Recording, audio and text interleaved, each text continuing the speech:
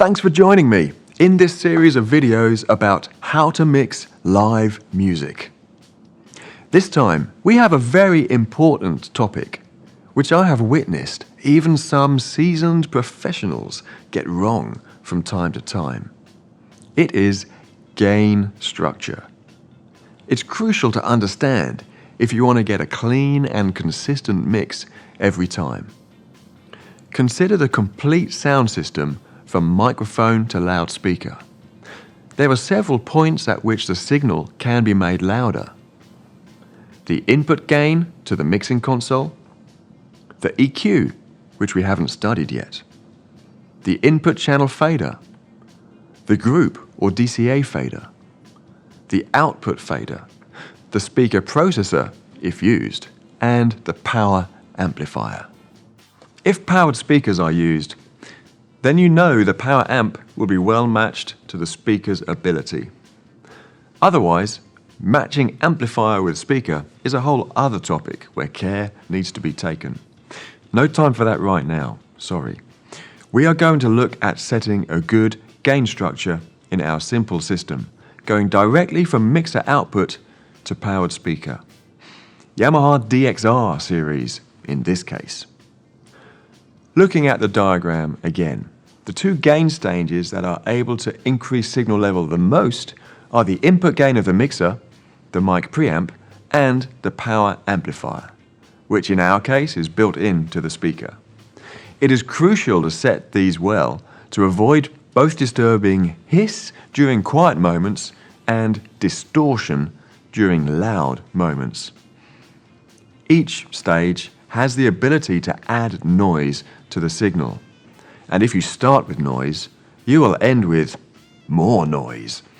So it's vital to get a clean and clear sound right from the start, to make things easier to handle as the signal progresses through the sound system. In the previous session, we talked about setting the input gain. Now, let's consider amplifier gain. For simplicity, let's start with some music playback. Play some music which is similar in style and energy to the band that will later perform live. If you're using the MGP analog mixer, set the output fader to 0 dB and adjust the input level of the iPod or USB so the output level meter peaks around the 0 dB mark. With the powered speaker levels at minimum, turn on their power. Then bring up their level until you reach the maximum sound pressure level you require in the room.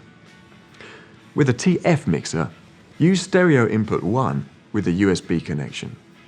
Use the gain finder to light up the central green indicator. Set the input channel level to 0 dB and the stereo master fader to 0 dB. Connect the powered speakers, turn them on, and gradually turn them up. Use some kind of level meter or even a smartphone app to check these levels are safe. Remember that any level above 85 dBA has the potential to cause hearing damage if endured all day. Any sustained level above 100 dBA has potential to cause instant and permanent hearing damage, and depending on the country or region, it could even be against the law if you don't provide staff with hearing protection. So please take great care. For now, we should have a comfortable gain structure, allowing many input channels to be mixed together without overloading the mixer outputs, and allowing for some level increase in case of quiet inputs by pushing the faders above the 0 dB mark. Now, let's explain the difference between analog levels and digital levels. With an analog mixer, 0 dB marks the position of nominal level. Remember, the nominal level is the most suitable signal level for which the mixer is designed to handle effectively. The amount of gain above 0 dB is often referred to as headroom. This allows for many channels at nominal level to be mixed together and for EQ gains to be adjusted and increased and so on. But if you push it too far, the signals will gradually distort. In some cases, this distortion can add a kind of warmth. Ask any lead guitarist about friendly distortion. However, in other cases, it's not desirable at all. The level meters turn orange above 0 dB, then they go red to indicate the onset of distortion. Avoid the red for a clean and clear sound. On a digital mixer such as TF series, there's an absolute maximum level available. Due to the resolution of the analog to digital converters, the digital signal processing, and the DA, digital to analog converters. Great care needs to be taken to stay below this limit at all times, because it can otherwise cause a rather nasty distorted sound that very few people will be pleased about. So, to allow enough headroom, we treat the -20 dB FS, that's 20 dB below full scale, as the nominal point. So, -20 dB is equivalent to 0 dB on the MGP. Notice that on TF, the level meters go orange above -20. If you're producing a music track in a studio intended for radio play, you might see producers trying to get as close as possible to 0 dB FS to make the track sound as loud as possible. Don't be tempted to do this with a live mix. Live music is much more dynamic, often with sudden loud and quiet passages, which you don't want to flatten, as it can create a lifeless experience for the listener. Keep that headroom available. There is no advantage to saturate the input of a digital mixer, because it will not sound warmer like a vintage analog console can. They're designed to have a consistent sound character, no matter what the signal level is. Digital mixers such as TF have another advantage: digital gain as well as analog gain.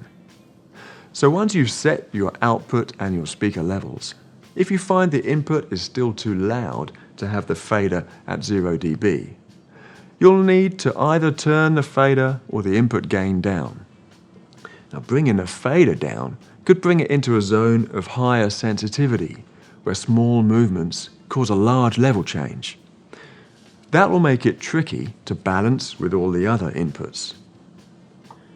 Keeping the fader around 0 dB is the safest and most accurate zone for mixing, especially important with the shorter 60mm faders of the MGP mixers.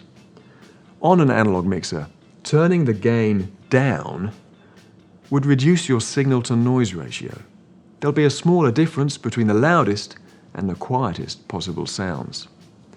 But with a digital mixer, you can keep the analog gain at the optimal position using Gain Finder and turn down the digital gain to bring the input signal to the required level, while keeping the fader at 0 dB. Because digital mixers these days have a much greater dynamic range than they did over 20 years ago, you won't be making any quality compromise.